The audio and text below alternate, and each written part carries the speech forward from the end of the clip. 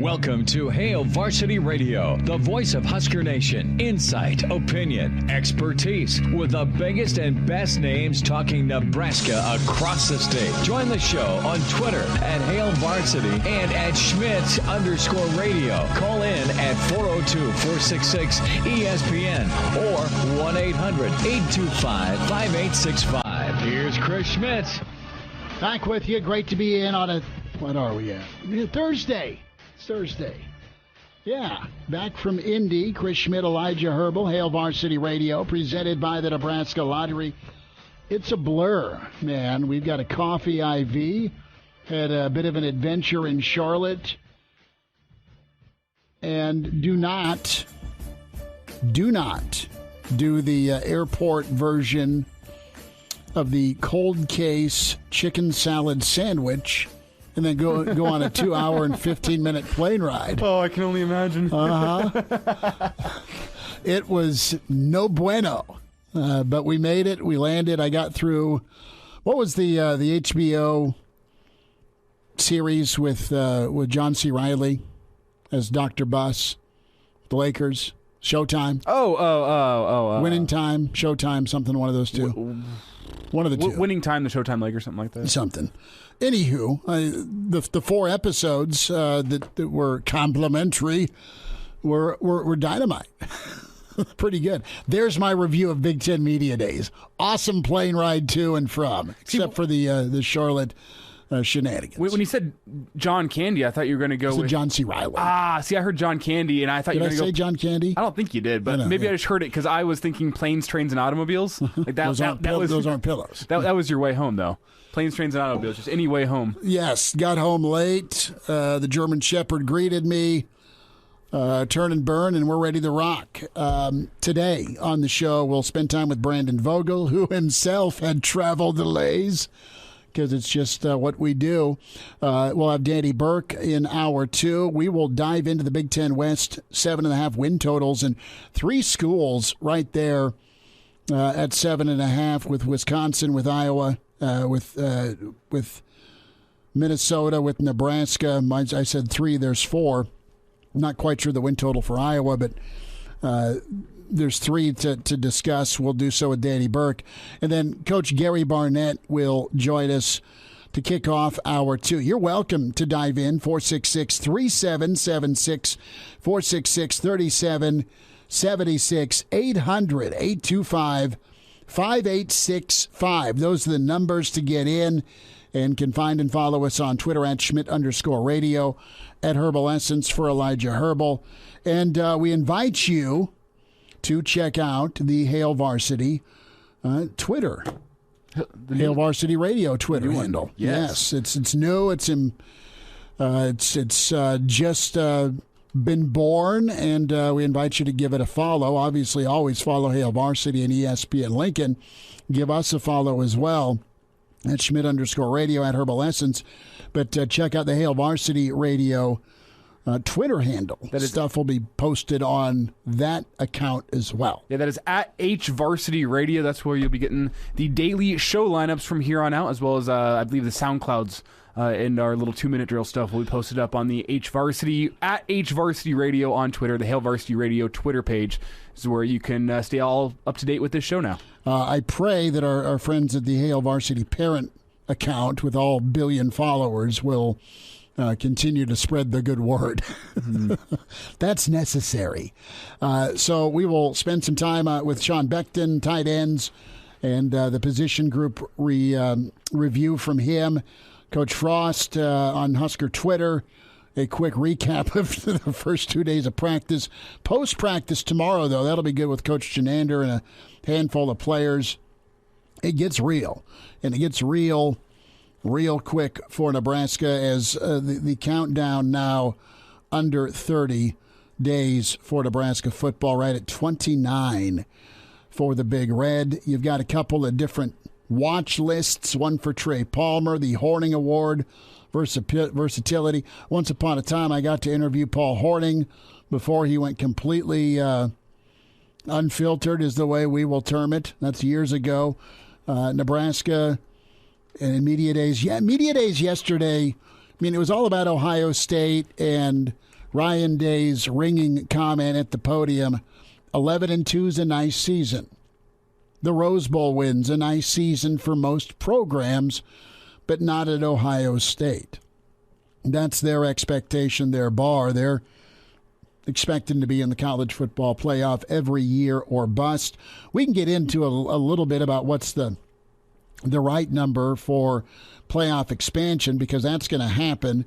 And as Joel Clatpound pointed out to us earlier this week, that you're just going to really start looking at the right fits for expansion, because you're not going to see the SEC and Big Ten stand pat. They're going to let the food digest now, and then they'll go back for seconds here, eventually here before 2025.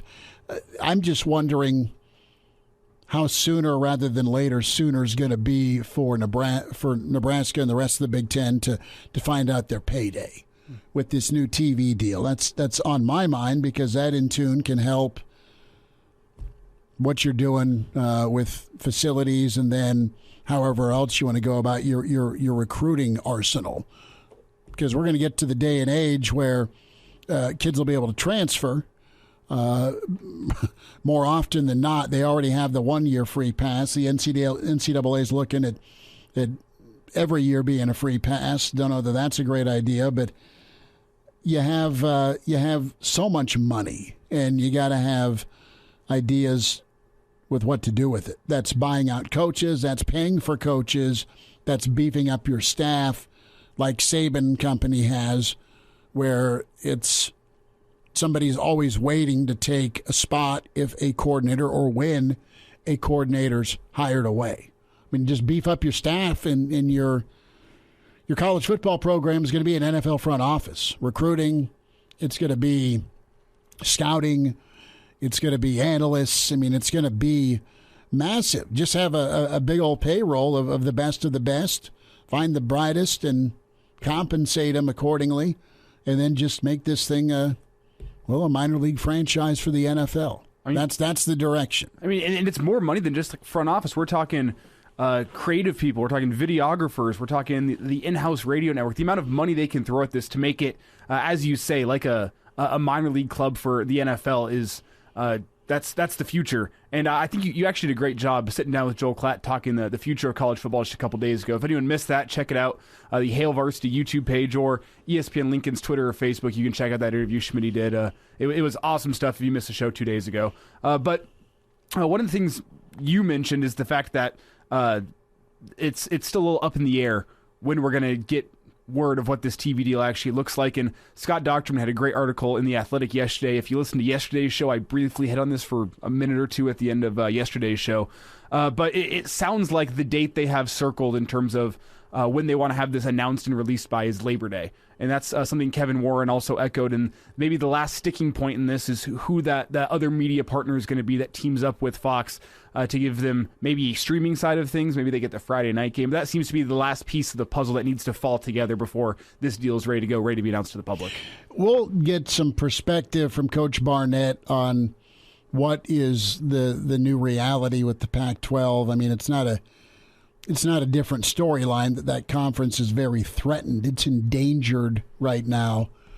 But what do you believe now? I mean, Dennis Dodd a couple of days ago put out the Silicon Valley two, and that's Cal and Stanford.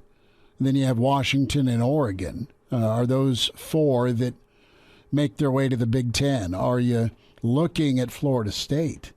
And you're going to have a decision to make with what value is.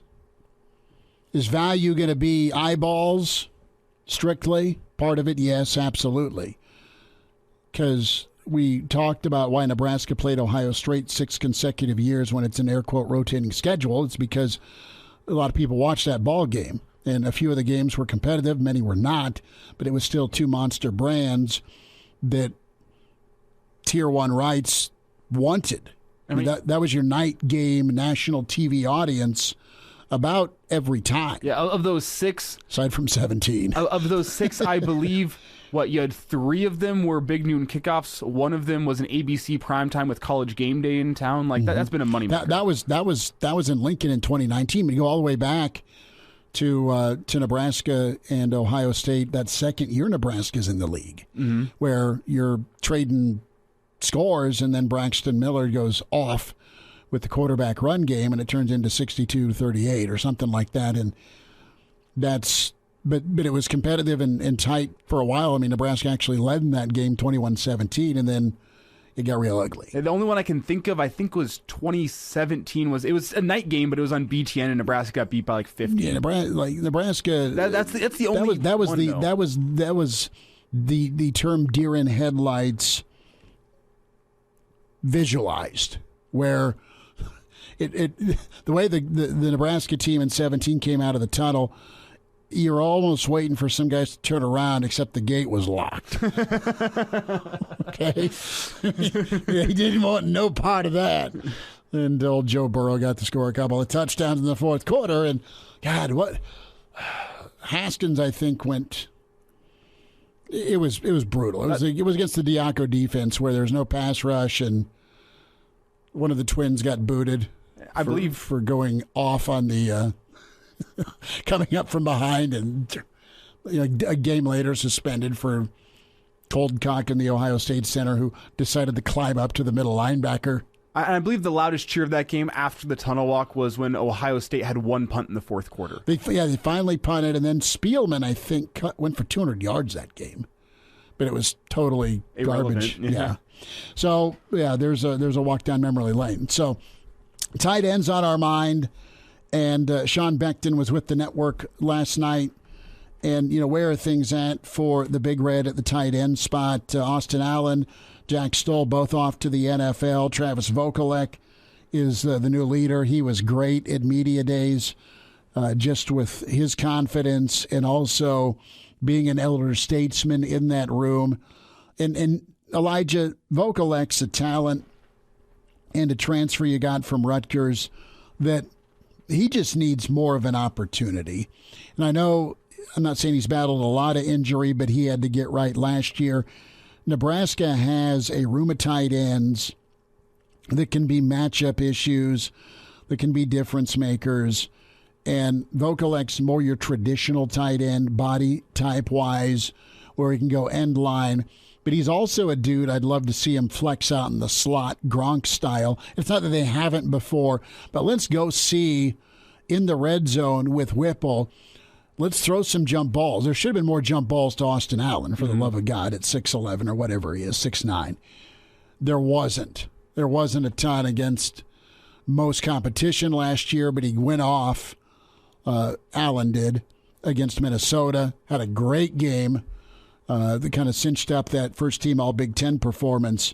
Had a great jump ball against Wisconsin. Really did well. And Nebraska has already had that in the offense. Nebraska's had that in their offense forever. If you just think of some of the tight ends that make you smile off that fake option, a Harry and a Johnny Mitchell, just two that come to mind. Gerald Armstrong has like 12 career catches, 10 for touchdowns if you go back in Husker lore. Travis Vokalek is in that same ilk of phenomenal athletes that can beat the hell out of you, be physical in the run game, but then enough speed and ability to make a defense really figure out what they want to do. Is it linebacker or safety coverage? And how's that going to work out for you on 3rd and 8? Think of what some of the teams did to Nebraska with their tight ends. And I know Ferguson of Wisconsin made some plays. I always think of Minnesota tight ends. God, what's his last name? Max something or other for Minnesota. This was during the Kill years, but he always seemed to break some Nebraska hearts and get open. The one guy you got to cover back in the day during the Jerry Kill era, and teams would use. And then look at what Butts did. Not Butts, but Jake Butt. Jake Butt for Michigan, but Michigan's tight end last year. He was just at media days. His name's escaping me. Forgive me, but The point is there was 3 third downs in that second half against Michigan where they delayed the tight end out. Okay, and big plays. The delayed tight end release. He's in the block, and then he's released, and bang, he gets open. And it was just well done by Michigan. So tight ends are a huge part. Iowa, of course, puts them all in the NFL. But Vokalek could be the next big one out of Springfield, Missouri from Nebraska. And if there's any position, though, where I worry about one injury could derail a position group, it's the tight end position. Because of what you mentioned, Vokalek does both things well in terms of running routes, catching passes, and his inline blocking. There's not, at least from what I've seen, another guy in that tight end room that can do both things equally well. You had Chris Hickman, who's been all right as a pass catcher, but he's been dinged. You haven't really seen what he can do run blocking. Fedoni's been dinged as well. You have Brewington, who did great. He's great as a blocker. Did great coming in motion, putting his body on the line in order to kick dudes out of there. But I'm not sure we've really seen him do any inline blocking, blowing a guy off the ball right in front of him, or his pass catching aside from going out in the flat on the goal line. We haven't really seen much behind Vokalek in terms of guys that can do both things well. So I do worry. If, God forbid, Travis Vokalek were to go down, I worry about what would become of the tight end room. But you do have a lot of younger talent there that wants to show what they have. Well, and we'll talk to Vogel about this, but I think one of the position groups you've seen developed at a high level has been the tight end room because of Coach Becton. And Rollins and Carney are young, but you just haven't seen them. I think Becton's the one position group that can get them ready early.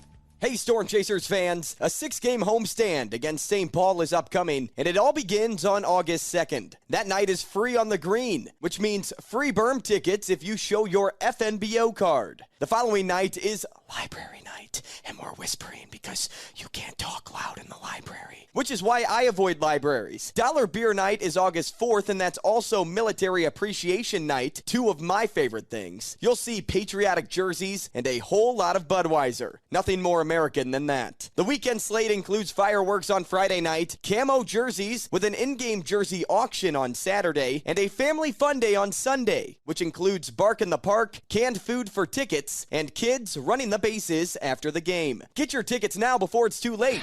We'll see you soon. And we're back Fellas, think we could listen to the radio on Hail Varsity Radio, presented by the Nebraska Lottery. Yes! That's awesome! Back into it, it's Hail Varsity, presented by the Nebraska Lottery. Jack Ebling, our dear friend who covers Michigan State, statewide. And him and I are making plans to be in Indy to have the shrimp cocktail at St. Elmo's again this year. This year in Indy, the first weekend of December. Brandon Vogel will be there for that.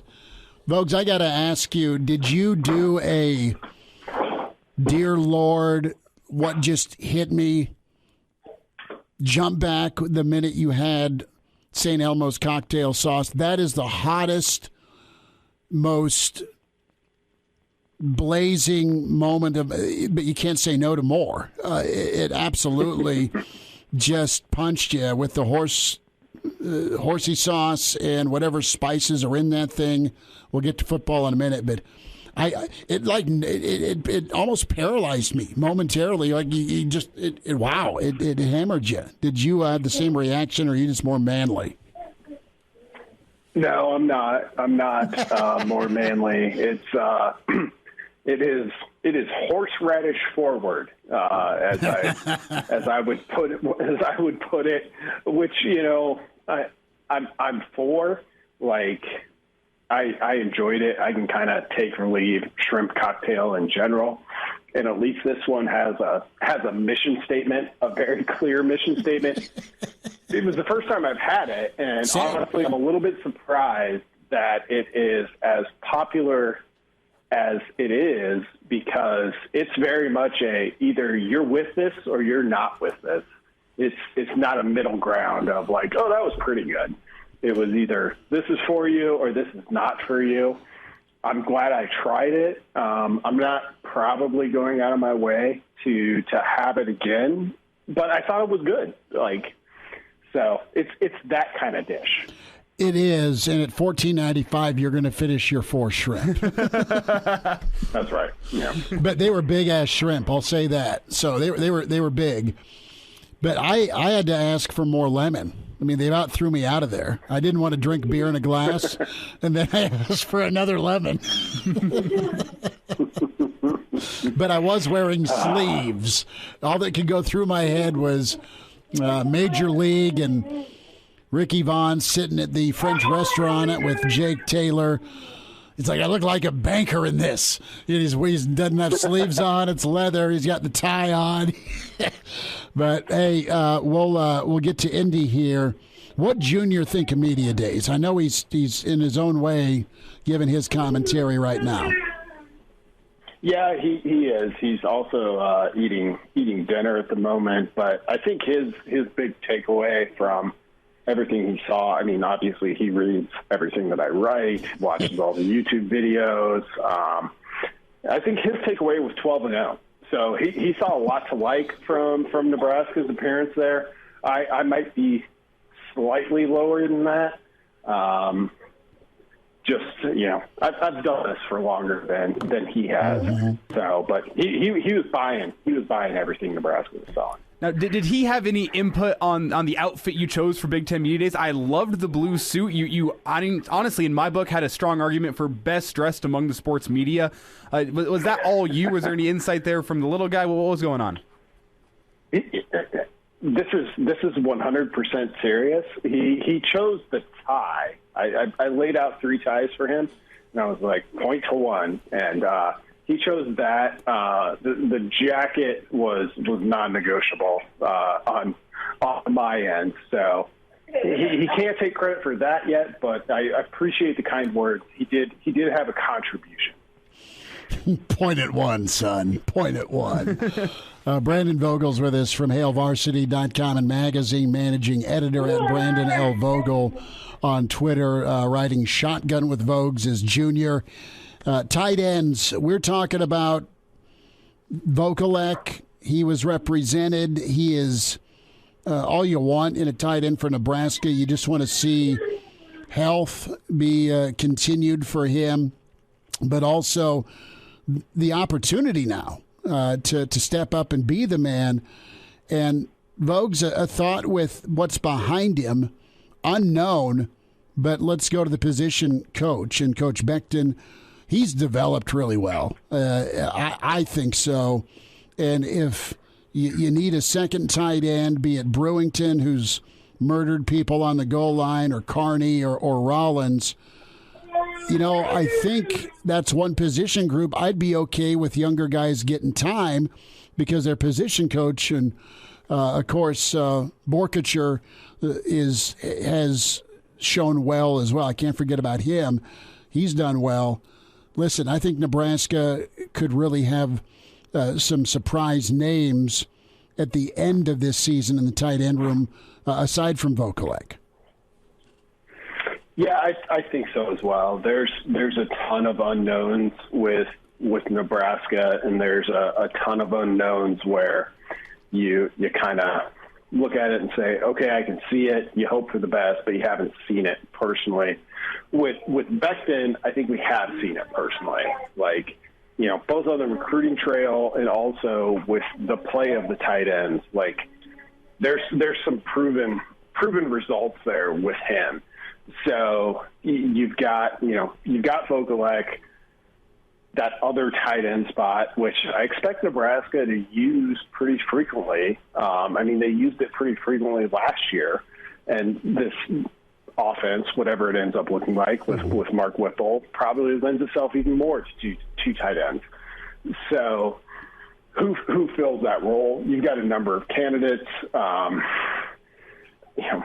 It struck me in talking to Travis Vokalek. You know, he kind of talked about how he didn't have a ton of scholarship offers coming out of high school, and he was basically like a wide receiver. So it was interesting to me, because we think of him as a blocking tight end at this point. But that's not where he came from. Like, whatever you think about him as a blocking tight end is basically stuff he learned to do. And he said, he's like, I'd love to catch some balls too. And last year, I think Pitt's top tight end had 38 catches, which was the same as Austin Allen. And their fifth leading receiver was another tight end who was, I think, at 27, 28, somewhere in there. So there's going to be opportunities for that position group. I think with this type of offense, it lends itself well to that. And 38 catches for a tight end, when Austin Allen did that last year, that's way over where Nebraska has been in the past. So I think tight end will be a pretty big part of this offense. And with Travis Vogelek coming back, I think you can feel pretty good about it when you also add in just what Sean Beckton has done with that position. Yeah, and Brandon, I don't have the stats in front of me, but I believe that while those tight ends were fourth and fifth in terms of catches, I believe they were second and third in terms of yards per catch, only behind Addison. I might have my numbers slightly off there, but I believe that was what I saw whenever I looked this up about a month ago. And so obviously the Mark Whipple offense has, at least in the past, had an effect on finding tight ends that can gash a defense, maybe up the yards per catch a little bit. But with the question mark surrounding the offensive line, do you think that the tight end position is going to be even that much more important in terms of blocking here in the 2022 season? Because they might need to give some support to the offensive line to open up some holes. Yeah, it probably is. I think you hope that it isn't that big of a factor, because it would mean that, hey, you got a new offensive line coach there. You've got some returning experience, thinking mostly about Corcoran and Benhart that had a pretty rough 2021 when you look back at it. So if we don't have to think about the tight end as one of the best blockers on Nebraska's offensive line, that's probably pretty good. And if you do, well, that's also pretty fair as well. But you're right about Pitt. Those tight ends might have been fourth and fifth in terms of catches, but they were both over, I think, 350 yards. Which, and we'll see. That's kind of one of the big questions of the offseason is, like, how pass-heavy is this Nebraska offense going to be? Because you got to be pretty pass-heavy to get two tight ends over 350 yards. Vogues, do you envision the tight end role getting the 3rd and 8 conversion? Or do you envision the tight end role how we grew up? It was about quantity, not quality, where Johnny Mitchell would be streaking off of play action down the middle of the field for a 40-yard gain. I think all the long catches Austin Allen had at Nebraska, especially last year. I mean, he really got a bang for his buck on yards per reception. What do you envision with the Whipple offense? Is it death by 1,000 paper cuts, or the, oh, God, here's play action, the guy's wide open for 6? Yeah, I think ideally you hope for that kind of classic, Nebraska option approach where a tight end might have 20 catches on the year, but 8 of them are touchdowns. That's kind of what that position lends itself to in a classic football sense.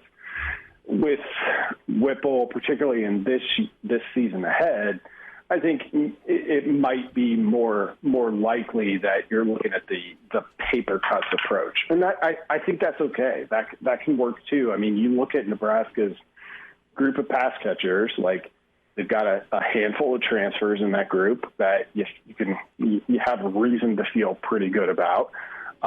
You've got some of the new additions who have a chance to make their case and contribute right away. But as far as knowns, it's kind of Vogelek. He's even though he didn't get a ton of catches so far in his Nebraska career, he's played a ton. And you look at it and you're like, well, that's a guy like you feel like you know what you're going to get from. And I think Nebraska would do well to lean on that, even if it means it's not that idealized for him, but so much of this depends on like how good is this offense going to be, and I don't know that I know right now. And that's okay. That's kind of where we should be, and I think Nebraska's coaching staff is going to take some pains to keep it that way. Brandon, last thought here, about 10 seconds. News today that Dakotas Crawford has signed an NIL deal with a local HVAC company. They're not paying me, so I'm not going to give them any free advertising, but that's what NIL was made for, right? Opportunities like that? Yep. If you can't sign a Dakotas to that deal, what are we even doing here? Love every bit of that. Brandon Vogel, follow him on Twitter at Brandon L. Vogel. Read him. Great stuff from Media Days and also the Hail Varsity YouTube channel. Vogues, we'll talk Saturday, bud. All right. Thanks, my guys. When you think of Union Omaha, what comes to mind?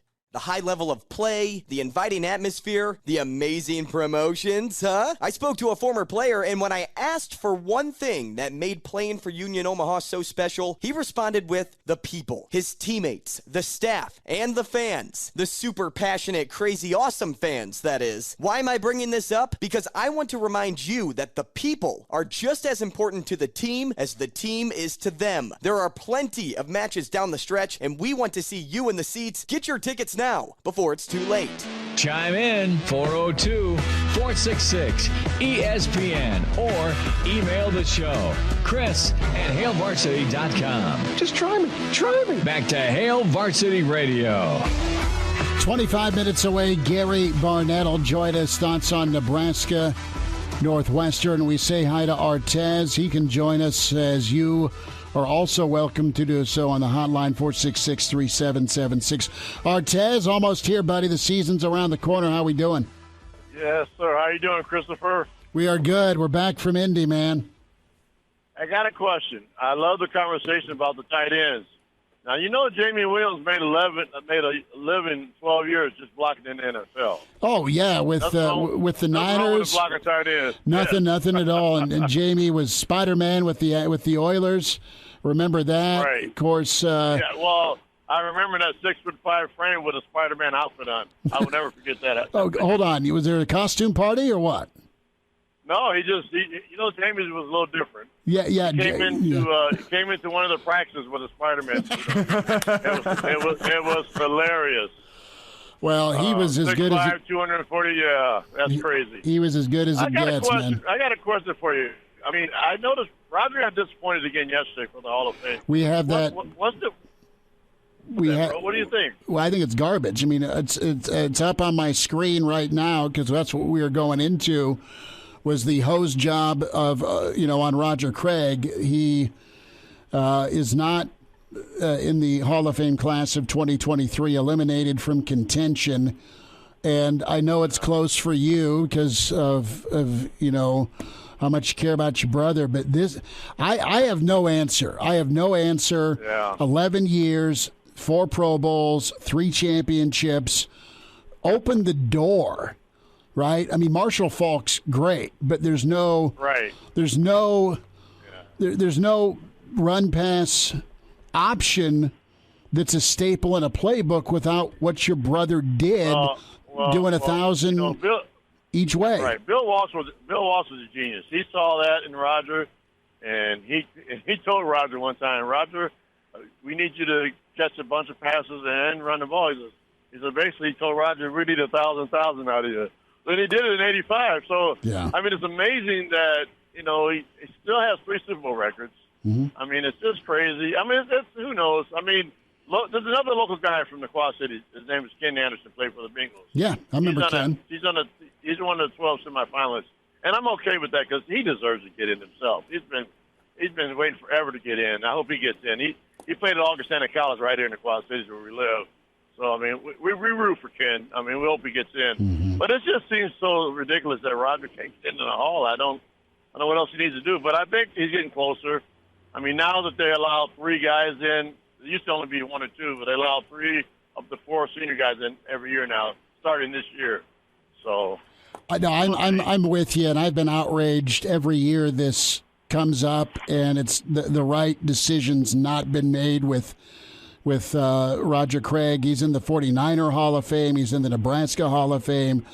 And this isn't just putting the red-colored glasses on. He was a great pro. He is the epitome of unselfishness for the Nebraska program because he moved to fullback so Rozier could run the ball. Not that Rozier wasn't great either, but he he didn't have to do that. He was a team player. I mean, he did not have to do it. Osborne asked him to do it, and he did it. I mean, he could have just said, no, Coach, I want to stay at I-back. Yeah. I mean, he did it for the team. I got another thing. I tell you what, I've never seen Garrett Nelson on television. That's a big dude, man. He's been lifting and lifting and lifting, man. Oh yeah. I saw him when they interviewed those three guys on the, our tight end and then the defensive back. I'm looking at that screen like, that's a big white dude, man. Garrett sat down with us, and let's just say I said no to the arm wrestling challenge. There's time. I bet you money Garrett goes back home and all the bulls run from him at the rodeo. I just promise you that. Yeah, and I didn't realize that was a Division I wrestler back in the day. So he is. Never knew that story. We got a few minutes with Garrett on Tuesday, and he is all about embracing the leadership role. But his performance has continued to stack each year, and he had a good season last year. And kid just wants to win so bad, and you hope if you're a Nebraska fan, he can help lead it to a postseason, and he's going to have some help off the edge as well. Presumably with Mathis and Caleb Tanner taking a step, and Garrett's heart and soul, and guys listen and follow him, and it's what you need. He's a hell of a good player, all sorts of effort and talent. And that first game is huge. It's going to set the tone for the whole season. I really believe that. It absolutely is. Northwestern will be better than last year. They're not going to have back-to-back bad teams because that's just Fitzgerald's not going to let that happen. So that's going to be a big game for us. I got to ask you something. Your brother in that first Super Bowl against the Dolphins. I grew up as a Dolphins fan, and that was championship number one for Roger, but it was the second title for Walsh. But I mean, you watched that game. I was younger.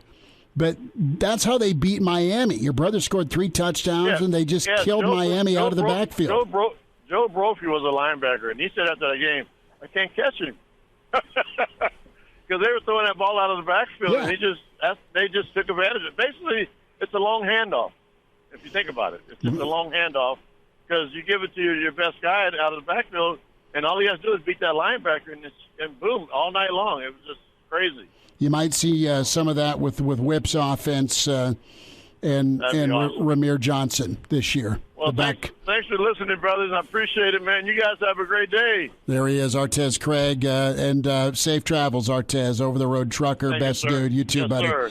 Take care. Yep. That's a brother of Roger Craig, we love him streaming us and listening to us for years. And, what do I think of Roger Craig not getting the Hall of Fame? I wish I could tell you what I really feel. Language-wise, but I'll just stick with BS because it's garbage. He belongs in the Hall of Fame. It's not just a Nebraska thing. He was elite at his position the entire decade of the 80s. Mm-hmm. Period. It's a guy I always wish I could have seen playing in his prime. You can go catch the highlight videos on YouTube and whatnot. But the high knees. I mean, he handed out concussions. Oh, I've heard stories. I had some youth football coaches who had the pleasure of being trying to tackle him. The practice squad guys of that era, and they always talked about his knees and how if you went too low, it was just a knee straight to your jaw. No, and he was such a great player. But I mean. Okay, Bill, I'll catch the football out of the backfield. But there's no price you could put on Sunday when John Madden was doing a 49ers game and the whole world's watching John Madden and doing San Francisco, and it's the Nebraska backfield. And John Madden would go off about, A, how great a program Nebraska is, but B, how great a football players in the backfield with Rathman and Craig. We talk to Rathman a couple times a year, and Tom, he loves Roger, and those guys together were so incredible. And then you factor in Montana Rice, John Taylor, Jamie Williams, Spider-Man. I mean, it was loaded. They were a great, great franchise, but Roger Craig, the heartbeat of that. And you want to talk about incredible balance on offense with that West Coast. Right, they would just physically dominate you running, and then they'd hammer you with the speed and agility in the passing game. And that backfield spot where Roger caught it, especially the 85 season, 1,000 rushing, 1,000 receiving. It's champion that Marshall Falk did it, greatest show on turf, and he was incredible. But Roger was the first, and a super physical guy doing it. We'll wrap up Hour 1 on Hail Varsity. And now, back to Hail Varsity Radio.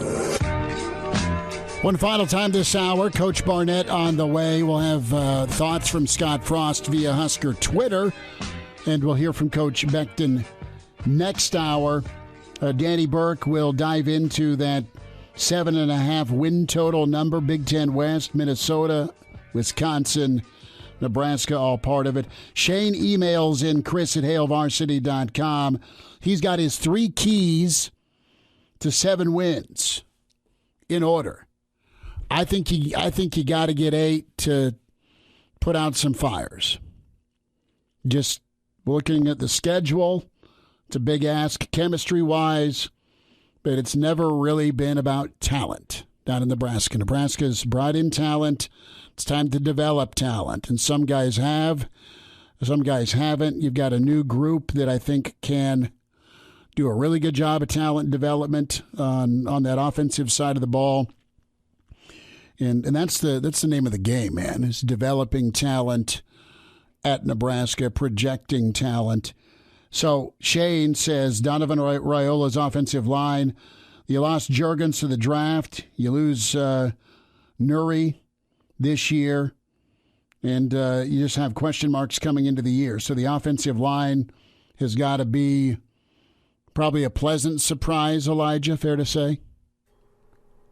Does it, I mean, all the offensive line has to be in 2022 is an average Big Ten offensive line for Nebraska to find success. They don't have to go out there and be like a top 4 unit in the Big Ten, but they also, you're not asking for pipeline. But you don't you just can't be a bottom 4 or 5 unit. You can't be that bad off the edge protection wise. Well, in Nebraska, I think if you watched any Big Ten football last year, you can say Nebraska was bottom 3 offensive line in the Big Ten, potentially the cellar. They could have been the worst offensive line in the Big Ten, depending on which game you watched. So all Nebraska has to do is be one of those teams that's in like the, if you're ranking the offensive lines 1 through 14, somewhere in that 6 to 10 range. If they can be in there, that's not going to win you any games on their backs, but it's not going to lose you any games either. And that's all you need from the offensive line. Just be passable. Offensive coordinator, point 2 from Shane. We need a solid offensive game plan for each game, not the Frost game plan employed when the Gophers came to Lincoln, giving up 6 or 7 yards per rush and decimated by COVID, and Frost decides to pass the entire game. Give me some pet plays. Give me some plays that they know it's coming and you can't stop it. 3, special teams, Coach Bill Bush. Shane says, I don't think I need to say anything else. Special teams. Well, again, Elijah's not wrong that the O-line's just got to be average. So does special teams. Those are 2 units that if you get competent play, not perfect, but competent play, it's going to make up a whole lot of points. Who do we got on the horn? We've got Chris on the line. Chris, you're going to jump on. We've got about a 30-second window. The floor is yours, buddy. Hey, great. Thanks. Great show. Well, I just wasn't impressed with his performance. Frost's performance has nothing to do with no opening statement, but it has to do with the secrecy thing, which never works, and it also means that you really don't know what you're doing. You don't have an identity. That drives me nuts. Nebraska still doesn't know what they're doing. I think they're going to be pass happy this year. I don't think the running game is going to do much. And also, notice he wouldn't mention Whipple's name. I don't think they're getting along. I don't think they're in sync. He had a couple. He called him the other really smart guy or whatever. And there's a couple opportunities where he could have just mentioned Whipple's name, and he just didn't seem to want to. He just, it was not a good look for Frost at that press conference. Thanks for the phone call on that. Yeah, we hit on that a little bit on Tuesday. Hour 2 coming up with Hail Varsity. Welcome to Hail Varsity Radio, the voice of Husker Nation. Insight, opinion, expertise, with the biggest and best names talking Nebraska across the state. Join the show on Twitter at Hail Varsity and at Schmidt_radio. Call in at 402-466-ESPN or 1-800-825-5865. Here's Chris Schmidt. Back with you, it's Hour 2. It's Hail Varsity Radio, presented by the Nebraska Lottery. Gary Barnett with us, Hall of Fame coach at Colorado and Northwestern, to talk some Well, Big Ten football. We're back from media days. Coach, I had to pull the trigger, and I got the shrimp appetizer, the cocktail shrimp with that St. Elmo's sauce. Coach, I've never had anything so hot in my life. I had tears streaming down my cheeks, and it just punches you. It's like Mike Tyson winding up and smacking you. I couldn't believe how big a wuss I am. I thought I could take some heat. Well, you don't need any more COVID boosters after that, Ever. dude. You're covered. Never. Did you ever try that? Nothing can live in there. No. You ever try the cocktail sauce? I haven't tried that particular cocktail sauce. I'm a fan of cocktail sauce. I'm actually a fan of shrimp. I eat shrimp any way that you can fix it, and I like it best just cold and, cooked and cold, and cocktail shrimp sauce right there is my favorite way. So, but I'm a big shrimp fan. Man, there's 4 of us at a table, and we all just jolt back every time we take a bite of it. But we wore out the lemon, man. We wore out the lemon on there. Pretty interesting setup, Coach Fitzgerald there, Northwestern, Nebraska. One of the topics of conversation is we're a month out from Ireland, and I want to get into approach and get your thoughts on Coach Fitzgerald as Northwestern gets ready. They're a bit of an unknown, and Fitz has had a couple of tough seasons, but he's had a couple of great seasons too, where they've ended up where they started, and that's back in Indy for a Big Ten title game. And when you look at Fitz, and what do you think he does best? And let's specifically talk about the situation going over to Ireland. I think it'll be better for Nebraska to get Northwestern and Fitz early rather than late. That said, he's not a guy I'd want to open up with because he's just such a good coach. Well, Fitz is a really good coach, and it's the whole Ireland trip. The key is how your kids handle distractions, how your players handle distractions, and your coaches, because it's just so out of the ordinary. You've got to be used to, you've got to have your guys used to just things changing, not being like what you're used to. And I don't care how you can do it or try to put it together, it won't be close to what you're used to doing, including food, including the sleep after travel, all that. It's just, it's a big shakeup, and I think the team that handles all that best, it will be the successful team, and it's, that's a coach's job, is to try to recreate that as much as you can before you go, so that when you get there, you feel comfortable. And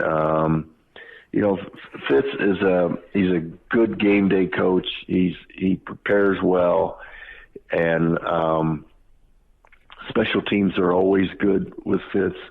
But he's just a guy that's been there and done that. He's done about everything. So there's not going to be a surprise to him, and he will do his best to prepare his players so there aren't any surprises for them as well. Gary Barnett's with us, Hail Varsity Radio. We're recapping Big Ten Media Days, Nebraska, Northwestern. Next on the radar, fall camp underway today for Northwestern. It got underway yesterday for Nebraska.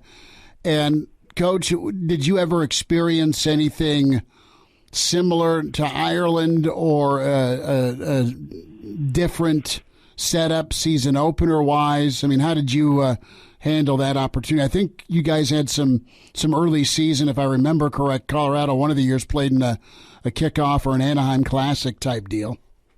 Well, we played in the Anaheim Classic when the year we won the national championship and tied Tennessee 31-31. But we had 5 players suspended for that game. It was 100 degrees in Anaheim, and we were one of those players was the enemy. He didn't play, so we moved Mike Pritchard to tailback. And for the life of me, I can't figure out why Phil Fulmer didn't go for 2 on the last touchdown they scored, because we were so tired. There was no way we could stop a 3-yard run, and they kicked it and tied the game. But in that case, it was a situation where Darian Hagan, the quarterback, was going home. They had 1 million tickets he had to get, that sort of stuff, distractions all over the place for the California kids. And we didn't play our best, plus we had 5 of our best players out for that game. And then the other one we had was at Northwestern. We played Oklahoma in the Kickoff Classic. But it was in Chicago, and that one was a no-brainer for us. The only thing was playing at Soldier Field was different, but that was a no-brainer and easy for us because it was at home and Oklahoma had to travel. So those are the only 2 times I've come close to one of those situations. Gary Barnett's with us. Coach, a lot's being made of Scott Frost and expectations and win total and future and all of that. I mean, that's a talking point. That's a topic. And Scott led off media days. Nebraska really didn't spend a ton of time in Indianapolis because they had to get back for Fan Day. But as you look at Scott and you look at his time in Lincoln, this year's going to be so key for him handling the pressure cooker. And you know Lincoln. I mean, it's always a pressure cooker. It's always a fishbowl because of the attention on the football program. And I'm wondering with some of the new staff hires, are there guys, do head coaches lean on assistants at all that have been coaching a while? When it's amped up, it just seems like it could be really stressful this year, and it's always been stressful. Well, the stressful thing, I think, is for, and I read a quote by Scott, said we need to come together as a team, and that includes coaches, that they have the personnel, but that personnel has to become a team. And when you had a staff that's been together for a while, you can,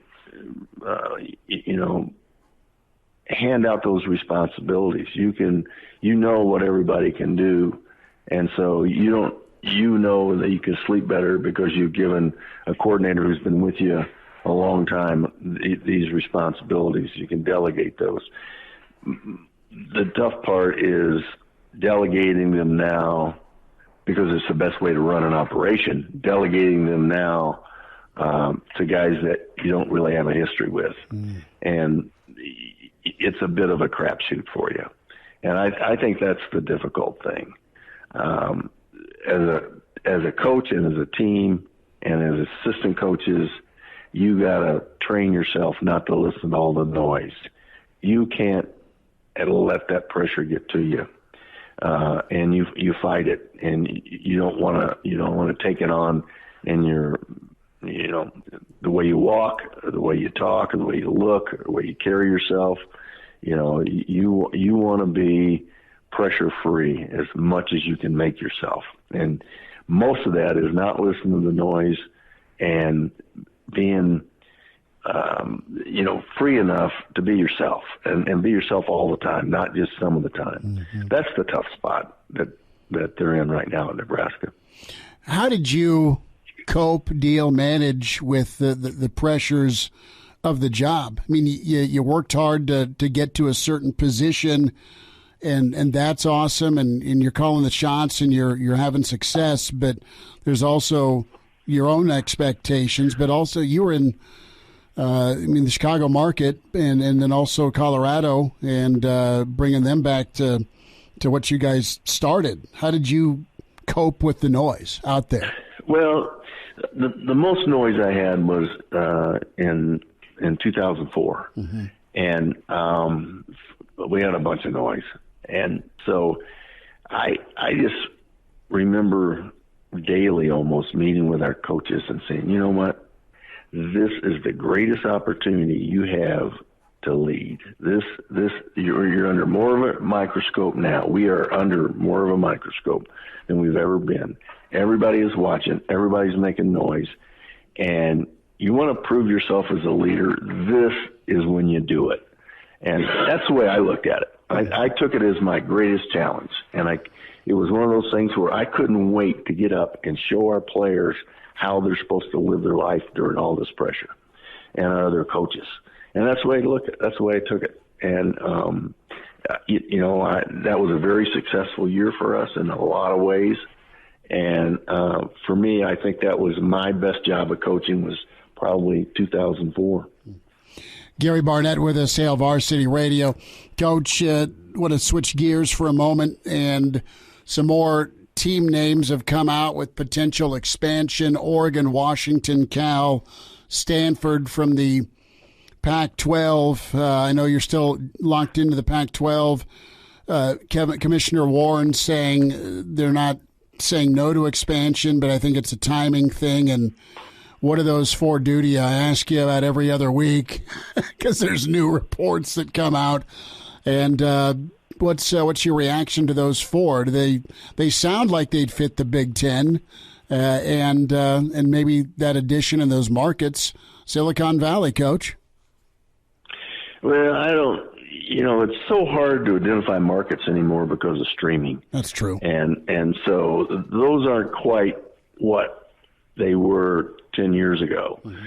But I would say this about expansion. Whoever gets expanded, whatever teams are part of this, the additional expansion, is going to have to bring value. Mm-hmm. And I mean major value. You've already got enough teams who don't bring value that you're going to have to figure out what to do with.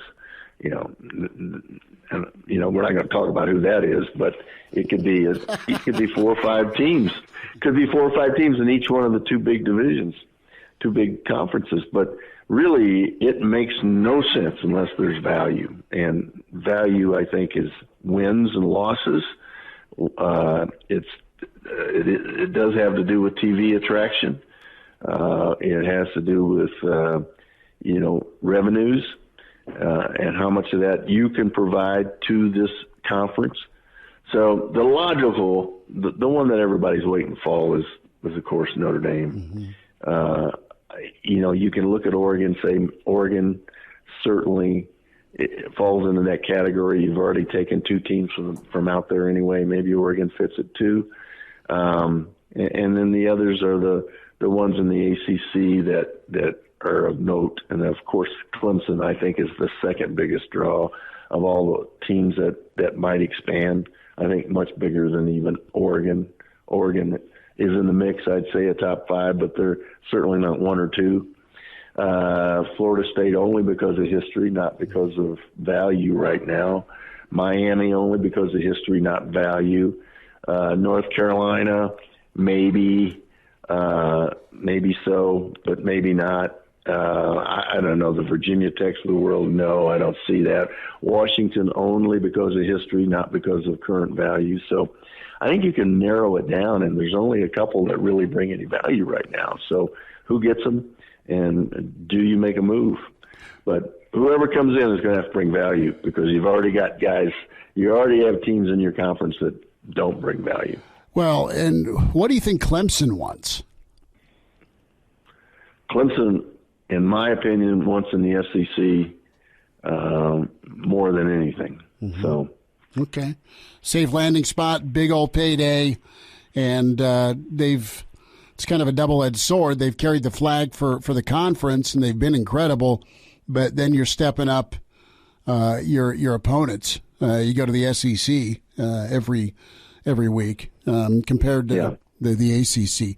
Coach, you had Ryan Day yesterday talk about going 11-2 and a Rose Bowl win, but that's not a successful season at Ohio State. I really like how he's approaching it. Do you think the addition of Jim Knowles will toughen up that Buckeye defense? And what do you like about Knowles? Give me a thought, if you can, on what he'll do with that Ohio State talent defensively. I don't really know if I know Knowles well enough to be able to add that to the conversation. All that's hope right now. And coaches may or may not make that much difference in a situation like that.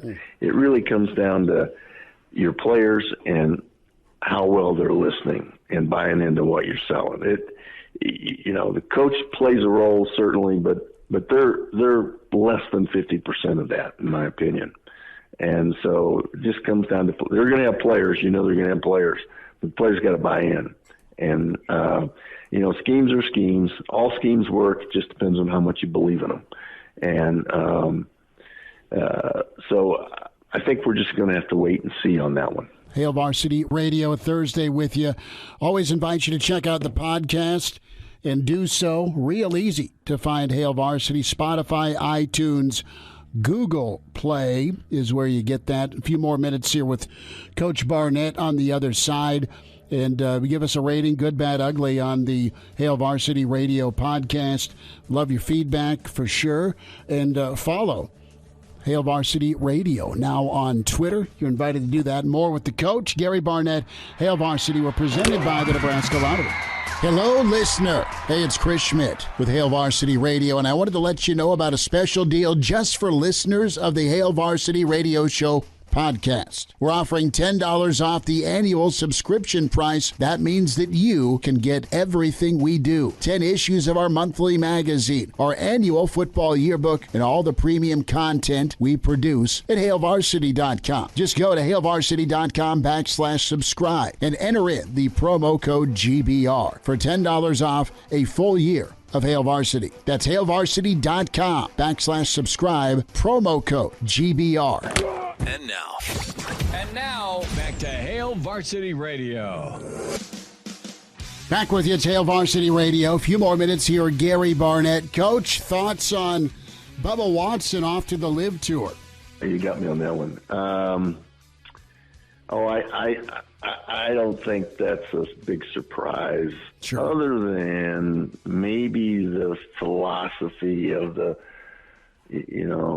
whole makeup. I'm a little surprised at that, but where he is in his career and where he's going, I think there's a pattern of all those guys that are going over there, and they're all I don't want to say over the hill, but they're on the backside of their.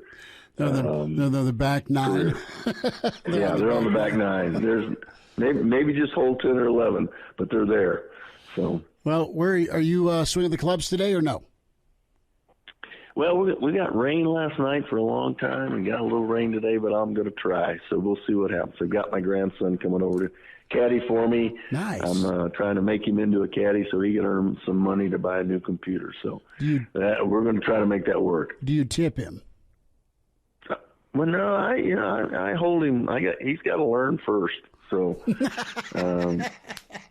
that's so good. I'm a coach. I'm not. This is not an NIL project, buddy. You got to have to earn it. Gary Barnett with us, Coach. You have a great weekend. Thanks for the time. All right, Chris. Great being with you. Anti-NIL when it comes to the grandson making some money caddying for Grandpa Gary. That's too good. That is absolutely too good. I envision Coach Barnett, he'll hit one bad shot per 9 and probably get loose and I don't know how old the grandson is. I hope he's not 4 hauling those clubs up and down the course. But he may be. Good stuff from Coach Barnett. We'll get that posted on ESPN Lincoln's on-demand section. And then, of course, Hail Varsity and Hail Varsity Radio will post the on-demand portion of that on SoundCloud. Lot to get to as camp is underway. Excited. Coach Chenander and some players tomorrow as camp is ongoing. Got going Wednesday. Northwestern Open camp today. We will also have, in addition to Chenander and some players tomorrow, we also have Frost on the network tonight, so we'll have some thoughts for that tomorrow as well. So absolutely we will. A little bit from Scott Frost right now via Husker Twitter about how the first 2 days went. He caught up with Greg Sharp.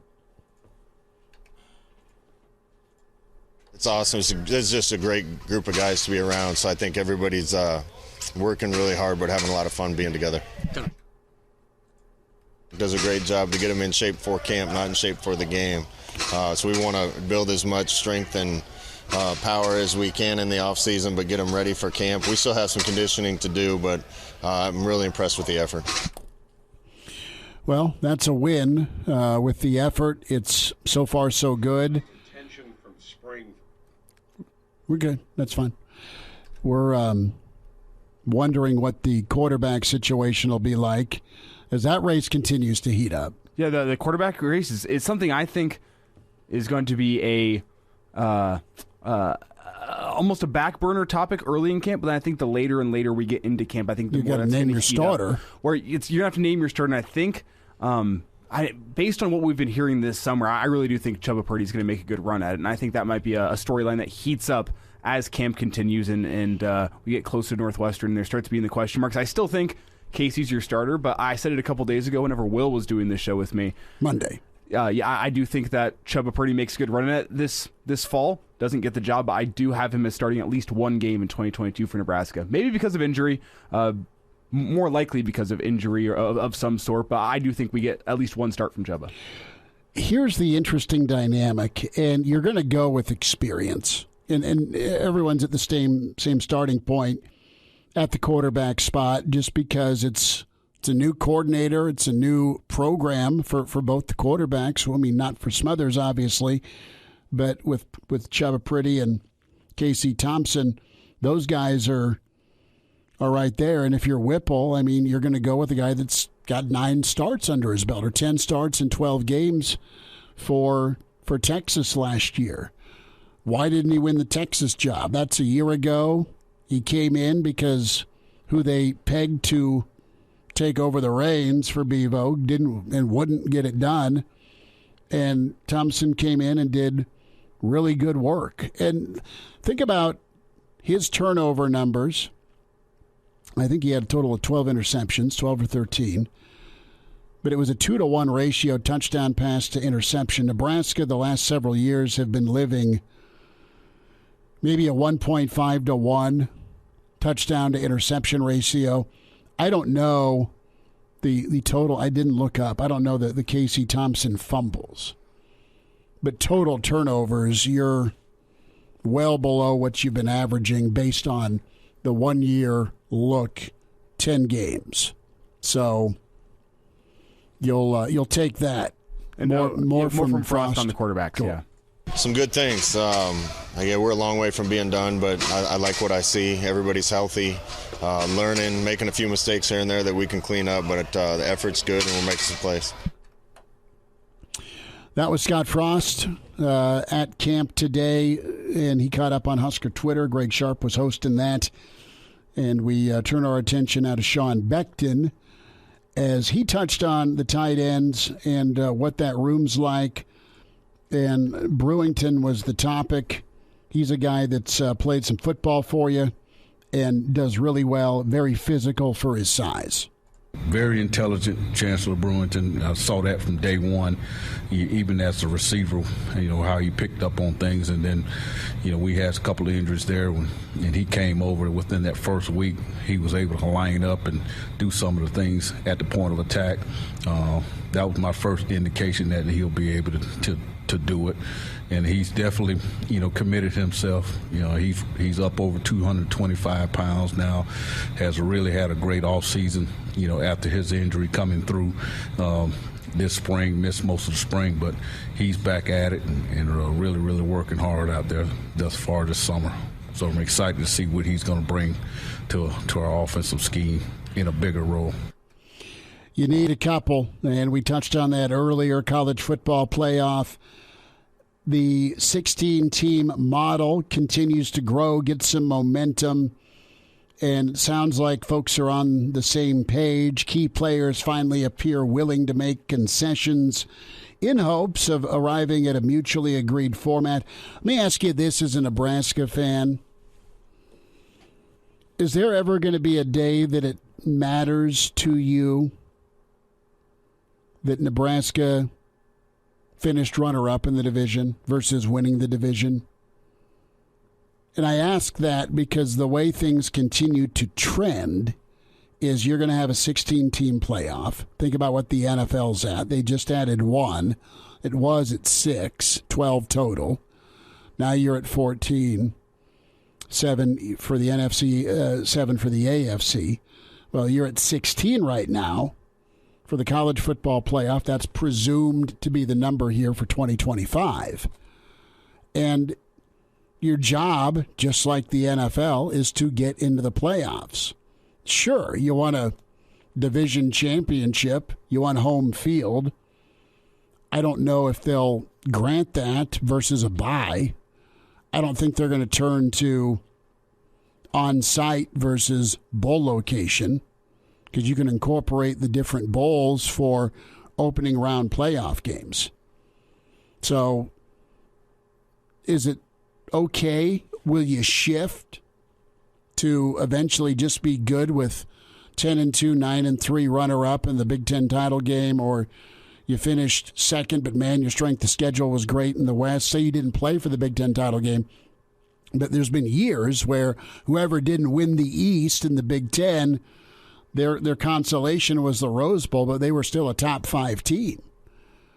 And they were just on the cusp of that 4-team playoff. They were probably in at 6 or in at 8. Well, you could make the argument for Ohio State last season. Well, big time, right? I mean, they were a good enough ball club to be in the college football playoff. Probably a lower seeded team, but still at 11-2, they'd have been in. You got to figure your top 2 in the East and West, or your top 4 to 6 in the SEC. I think you can make a strong argument for your top 4 in the Big Ten. Mm-hmm. There's 10. Then you look at what Notre Dame did. You look at Clemson. You look at Georgia. I mean, the real question here is this. In the arms race for representation, are you going to be able to, strength of schedule-wise, make an argument and make that argument stick perception-wise, that the Big Ten, as deep as the middle is, when push comes to shove, their top, Ohio State, typically hasn't fared well against the best of the SEC in bowl games or in the championship game. 2 years ago was Ohio State that got rocked by Alabama. Ohio State was great that year. They beat a really good Clemson team that had just beaten Alabama. But you've got this merry-go-round. It's still going to be the same 4 to 5 programs, but at least you'll have a little variety of more entrance to the playoff. Well, I would say if you expand to 16, it will take away that exclusive club among those probably top 6 schools that we're talking about right now that are in there every year. Bama's won 2 titles without being SEC champs. Well, and that's what I'm saying, where if you open it up to more of these teams, I think more of these 12 seed teams, if there is 16 teams, that could make a run to it and maybe not win it all, but make it to the Final Four, make it to the championship game. And just doing that alone, well, I mean, the recruits right now that those top 6 schools are getting are ridiculous, because they know, I want to play in a college football playoff. I want to go compete for a title. And I want to make a ton of money. And I know there's only about 6 schools in this country that will give me that opportunity to do that while I'm in college. Assuming I go win a starting job, there's about 6 schools where I can go to. I know in a 4-year career get a chance at least one college football playoff, if not multiple. So if you open up to 16, some of these kids maybe are going, well, the fit at Alabama or Georgia isn't quite right for me, but I know that if I go to Nebraska, for example, and finish second in the West, that's going to be good enough to get me into a college football playoff. I'd rather go to Nebraska. The fit's better, but I feel like that aspect of the exclusivity, I messed up the word completely, but the exclusiveness, better way to put it, of the college football playoff kind of shuts some of that door.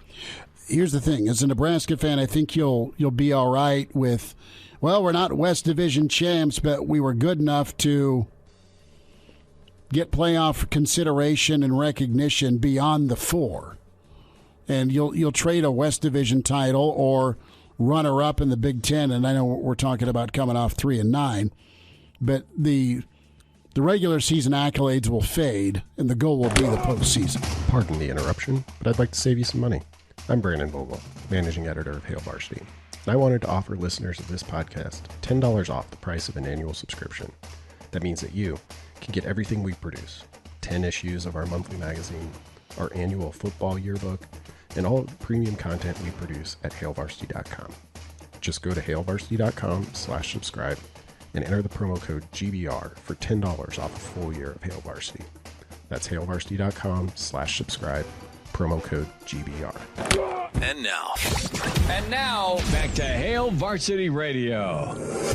Back in, it's Hail Varsity Radio, presented by the Nebraska Lottery. Had a chance to briefly stop down in O'Hare, where Danny Burke, the Pride of Chicago, has a few pictures up on the main concourse of VISIN Sports Network. At Danny Burke 5 on Twitter is where you find him.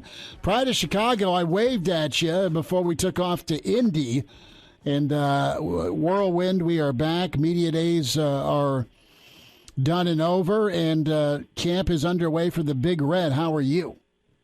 I'm doing good. Yeah, it's a shame you didn't get to wander around a little bit, maybe pick yourself up a dog or a beef from Portillo's. But by the looks of your pictures, it seemed like you're doing all right with the food provided. Yeah, the Harry and Izzy's, which is a shared kitchen next to St. Elmo's in downtown Indy, it lived up to the hype, man. It was good. It's you hear about Gibson's in Chicago, right?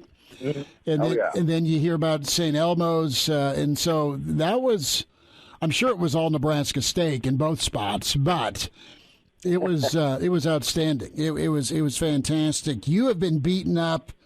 The Big Ten West, my friend, it's, I think, 29 days till kickoff for Nebraska Northwestern, but you've got the old microscope out for some Big Ten West win totals. We'll get to Nebraska in a minute, but one of those intriguing teams is Minnesota. Wisconsin's the favorite, at least per Cleveland.com, and we'll get to Nebraska, but talking with some of the Minnesota kids, they are short on not necessarily guys that are in the program on the offensive and defensive line from a reload standpoint, but they are guys that are going to be going from spot duty to now it's your show. You're a starter on the line of scrimmage. That's always tricky to kind of project with how successful will be because Minnesota's been so good on both lines. Because they build, they develop, and then they do it all over again. Yeah, I mean, look, P.J. Fleck certainly has his culture instilled there, and there, of course, were some rumblings this past summer about how things were actually conducted, but the guys who buy in seem to do pretty well. At least you get some of these top-tier guys on both sides of the ball that can make an impact on any given game. That's kind of what Minnesota's been these past couple of seasons. I mean, Ibrahim was injured last year, so that was a huge blow, and, they dealt with injuries to their wide receivers, and they still ended up with a solid record last year. And now, you look at this offense with Ibrahim getting back in the mix, the veteran quarterback still going to be under helm, and I think Minnesota, I'm not saying I'm betting them per se, Schmitty, but, if you're looking for a value play out of the Big Ten West because the short shots are Wisconsin and Nebraska, and out where I am, you can get Minnesota at about 4-1. I don't think it's the craziest angle to look at because of what their defense was able to accomplish last year, and then, again, just what kind of guys are returning to that offense. Now, they do have some tricky spots in their schedule, and I think one of the teams that is like a big question mark to me and really is the determining factor of how a lot of teams' win totals are going to go is Michigan State. Now, Minnesota's got Michigan State on the road, so I kind of see that as a toss-up game for the Gophers. You're on the road against Penn State, which, of course, is going to be tough. I think the game against Nebraska is probably a 50-50 at that point of the year with a slight nod to the Cornhuskers. And then you get Iowa at home. You should probably be able to take care of business. In Wisconsin, I'm not that high on, but, that being that rivalry type of game, that's a 50-50 in itself. But, look, at the end of the day, if you get a win total of 7.5 and not a terrible price to the over, I would probably lean over with the Gophers. Well, Danny, what's interesting here is those three teams that seem to be behind Wisconsin, Iowa, Minnesota, and Nebraska, they all have win totals set at 7.5 this season, and I don't think all three of them can hit the over. Two possibly can. Well, right. Who do you like? Of those three, could you pick one or two that you think will hit that 7.5 wins total? Yeah, look, I'm not trying to drink the Kool-Aid here, boys, but I've been debating going back and forth with Nebraska, and I'm like, do I really want to get involved? I think I just got to be, stressed out from a fan standpoint, not a betting and fan standpoint. But honestly, I keep looking over this schedule. I just keep looking at this roster and the improvements they made. And guys, I really can see this team getting to 8 wins. And it may seem crazy for me to say this, but, I almost think they have a better chance of ending up with 9 wins than they do 7. And I guarantee a majority of people do not agree with that, especially based on what you've seen out of this program. But you guys know even better than I do, and a lot of people. I mean, they made the necessary moves this past offseason, not only with the coaching staff, but on both sides of the ball, in the quarterback position, on the defensive side throughout the transfer portal. And we know that Scott Frost has to have success this year. And I think also, I mean, you look at Nebraska's schedule, guys, like Iowa is completely a 50-50 game every year, no matter how good either team is. Again, I just told you Minnesota, I give the slight nod to Nebraska. You get Wisconsin at home. Once again, I'm not high in the Badgers. And Oklahoma really is going to be that litmus test, right? What is that, week 4? And they played them close last year. Now Oklahoma has a complete turnover with their organization.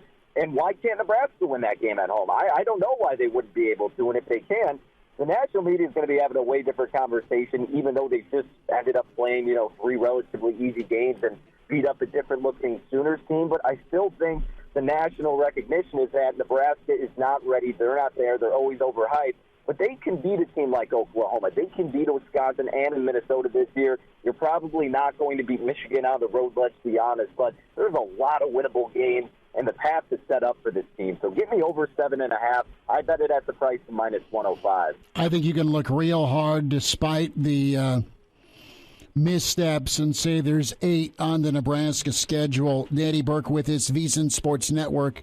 Wisconsin, is it all about quarterback and what they've got to do on the defensive side of the ball? Is that your question mark with them? Because I think they got the best running back between Allen and Ibrahim, and, of course, Ohio State, Travion Henderson. There's your 3. But, I mean, we're still talking about Wisconsin and their running game. No, you're absolutely right. I mean, they'll probably, next to Ibrahim, they'll be like 1A, 1B with the running game, as they typically are with Wisconsin and a team much like Iowa that is always dominant in the trenches. But, I mean, you saw Wisconsin struggle last year, and as good as their running game can be, as long as staying in that matchup against Nebraska, we're just banking on hypotheticals here that Casey Thompson's got a good enough rhythm to move the ball and get you enough points to win that game. Well, then what is it going to come down to? It's going to come down to at least limiting Wisconsin's run game and forcing Graham Mertz to throw. I mean, this guy has not proven anything. He had one great game against Illinois, and everybody was incredibly high on him, myself included, and he has never lived up to the hype ever since then. So why are things going to change now? So it's more just a fade of the quarterback position and just realizing some of the other teams throughout the Big Ten are going to be getting better. And Wisconsin's got a pretty difficult schedule themselves. And, a lot of win totals, I was looking around, we saw 8.5, and then I'm looking even deeper, and some books are giving me 9, and I'm chuckling here. Not really chuckling, but I guess I'm just like, man, this seems too good to be true. So I bet under 9 wins for Wisconsin at -115. That's probably going to end up being my biggest bet for the college football season, and one of my first, too. I mean, look, you got to go on the road against Ohio State. You got to go on the road against Michigan State, who you know is going to be tough. You're on the road against Iowa. You're on the road against Nebraska. And then, like we said, that Minnesota-Wisconsin game is going to be a 50-50. I think the absolute best-case scenario for Wisconsin is to end up with 9 wins. So in my mind, in worst-case scenario, that's going to be a push. Realistically, they probably end up at 7 and 8. They don't have good enough quarterback play to get them into double-digit win territory. Danny Burke, VISIN Sports Network, at Danny Burke 5 on Twitter, The Danny Burke Show. Weeknights on VISIN, the Danny Burke Podcast. Pride of Chicago will beat up some Big Ten East next week. How's that sound? Absolutely. Sounds like a plan, guys. Like what you hear, high-quality radio and podcast is part of what we do at Hail Varsity. Hey, it's Chris Schmidt with Hail Varsity Radio, and I wanted to offer listeners of the Hail Varsity Radio Show podcast $10 off the price of an annual subscription. That means that you can get everything we do. 10 issues of our monthly magazine, our annual football yearbook, and all the premium content we produce at HailVarsity.com. Just go to HailVarsity.com/subscribe and enter in the promo code GBR for $10 off a full year of Hail Varsity. That's HailVarsity.com/subscribe, promo code GBR. Miss us? Come here, brother. Give me a hug. Bring it in for the real thing. We're on call for you. Catch the podcast at HailVarsity.com, the ESPN Lincoln app, or download them on iTunes. Saddle up, partner.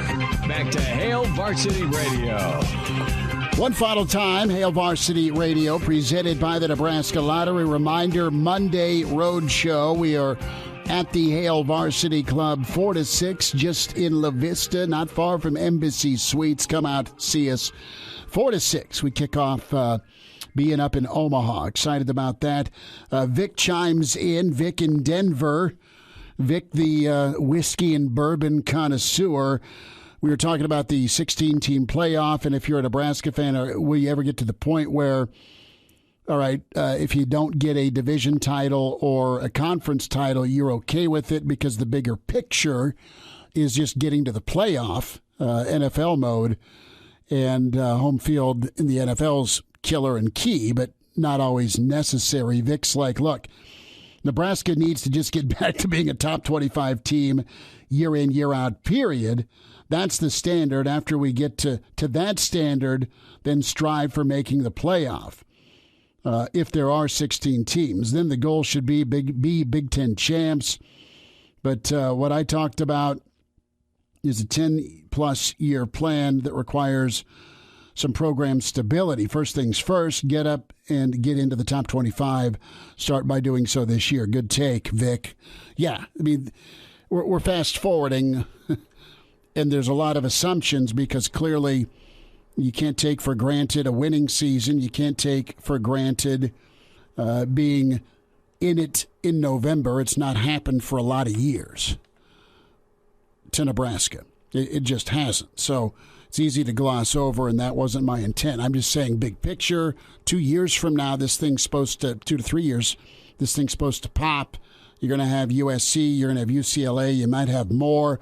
You're going to have more seats at the table, presumably because of good brands and good football teams. And it'll be a grab bag from your usual suspects of the SEC and more options than just an Ohio State from the Big Ten. But also think about how much one, say, 9-3 season would do to help this program where it's at right now. In terms of the national image of this program, in terms of the people within the program, just the confidence that would be added by getting one 9-3 season. I think that's kind of what Scott Frost means whenever he's said over the past couple of years, when this thing pops, it's going to pop in a big way. I think that's what he's referring to, just in that if you can get over that hump, get to a 9-3 season, Nebraska's got the resources, Nebraska's got the national notoriety that once the Nebraska dispels this notion of Nebraska's never going to be back, Nebraska's no better than a 4-8 team, you can't have good football in Nebraska. Once Nebraska gets past that notion, it's really not unreasonable to think that Nebraska could, immediately after that, become a year in, year out top 25 program, assuming they can keep things up, just because of what it would do for the image of Nebraska to get one good season. No. One good year, then you stack a good year with another good year, and you get back to your winning ways. It's not always a given. You're going to have a down year, but the down years used to be what Ohio State and Ryan Day were talking about, an 11-2 in a Rose Bowl berth. That's a bad season in Columbus. Most of us remember 96. God forbid Nebraska, they went 11-2. They didn't win a conference title. It was a little rough. Back at you tomorrow. Coach Rick Kaczynski with us. The pride of Fairbury, Bill Dolman, returns. Talk to you at 4 on Hale Varsity. A Hurrdat Media Production.